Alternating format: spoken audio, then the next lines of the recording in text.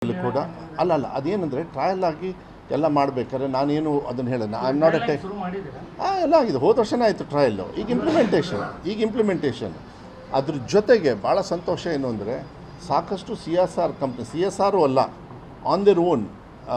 ಅಜೀಂ ಪ್ರೇಮ್ಜಿ ಇರ್ಬೋದು, 1591 ಕೋಟಿ ಮೊಟ್ಟೆ ಕೊಟ್ಟಿದ್ದಾರೆ 3 ವರ್ಷ. ನಮ್ಮೇಲೆ ವಿಶ್ವಾಸ ಇಟ್ಕೊಂಡು ನಮ್ಮ ವ್ಯವಸ್ಥೆಯನ್ನು ನಮ್ಮೇಲೆ ವಿಶ್ವಾಸ, ಯಾಕೆಂದರೆ ಸರ್ಕಾರದಲ್ಲಿ ಇನ್ವೆಸ್ಟ್ ಮಾಡೋದು ಸ್ವಲ್ಪ ಹಿಂದೆ ಮುಂದೆ ನೋಡ್ಬೋದು ಜನರು, ಆದರೆ ನಮ್ಮ ಸಿಸ್ಟಮ್ನ ವಿಶ್ವಾಸ ಇಟ್ಕೊಂಡು ಇವತ್ತು 1500 ಕೋಟಿ ಮೊಟ್ಟೆಗೆ 3 ವರ್ಷಕ್ಕೆ.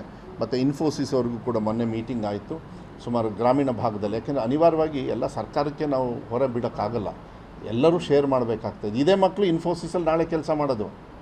ಯಾರು CSR ಫಂಡ್ ಕೊಡ್ತಾರಲ್ಲ, they are investing their money for their future.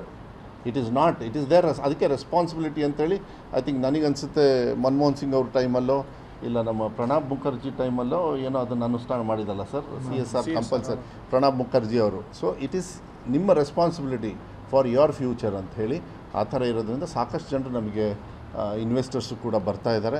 ಆಮೇಲೆ ನಮ್ಮ ಶಾಲೆ ನಮ್ಮ ಜವಾಬ್ದಾರಿ. ತುಂಬ ಜನರು ಈವನ್ ಸರ್ಕಾರಿ ನೌಕರರು ಕೂಡ ನಮ್ಮ ಇಲಾಖೆಯಲ್ಲಿ ಇಲ್ಲದೇ ಇರೋರು, ಅವರು ಕೂಡ ಅವ್ರು ಓದಿರ್ತಕ್ಕಂಥ ಶಾಲೆಗಳಿಗೆ ಕೊಡುಗೆ ಕೊಡ್ತಕ್ಕಂಥದ್ದು ಸಾಕಷ್ಟು. ಇಂಥದ್ದನ್ನ ನಾವೆಲ್ಲೂ ಓದಿರ್ತೀವಿ, ಯಾಕೆಂದರೆ ನಮ್ಮ ತಂದೆಯವರು ಕೂಡ ಸರ್ಕಾರಿ ಶಾಲೆಯಲ್ಲೇ ಓದಿ ಮುಖ್ಯಮಂತ್ರಿಗಳಾಗಿದ್ದು.